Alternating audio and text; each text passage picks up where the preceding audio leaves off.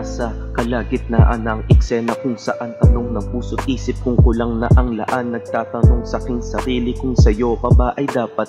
Baka hindi na sa akin nakikita ang iyong hanap. Dama kung hindi na ako nakapagbibigay ngiti. Wala na rin sigurong kaso kundi na magkita pang muli, pagkat nahanap mo na nga ang iyong kapanatagan na kung saan di mo na kailangan ng masasandalan. Patawad kung maraming pagkukulang na tamo, hindi ko man lang nagawa yung mga hinahanap mo. Patawad di ako yung tipo nung mga sinabi mo, hindi ko man lang napunan lahat ng kulang ko sa'yo. Ngayon hindi mo lang alam, parang pasan ko ang mundo sa bigat ng damdamin at sa kalungkutan ko. Ngayon mali ang iyong akala na wala akong pakialam. Ako ay nasasaktan rin ngunit hindi mo nga lang to alam.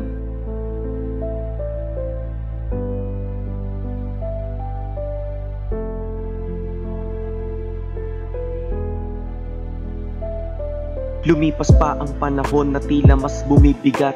Ang bawat takbo ng eksena ay lalong nagkakalamat. Di ko na alam kung maaari pa itong ayusin. Baka nga mas mainam na lang na ito'y tapusin. Ngunit paano ko sisimulan ang mabuhay mag-isa? Hindi ko napaghandaan. Wala sa isip ko na minsang tayo'y magkakalayo. Wala kong plano sa buhay na hindi tayo magkasalo. Laging ibang na iniisip na magbabalik ang tagpo sa kabanata nung parehas pang sabik. Nananariwa mga alaala sa masayang panahon na siyang nagiging dahilan ng pagkadurog ko ngayon. Kung pwede nga lang balikan yung bago maging tayo, iiwasan ka na lang at hahayaan na maging kayo. Dahil total hindi rin tayo ang itinadhana. Di na sana nagtagpo upang wala na ring luluha. Ganun pa man, salamat pa rin sa iyong bahagi. Ako'y napaligaya sa panahong maikli. Ngayon mali ang iyong akala na wala akong pakialam. Ako ay nasasaktan rin ngunit hindi mo nga lang to alam.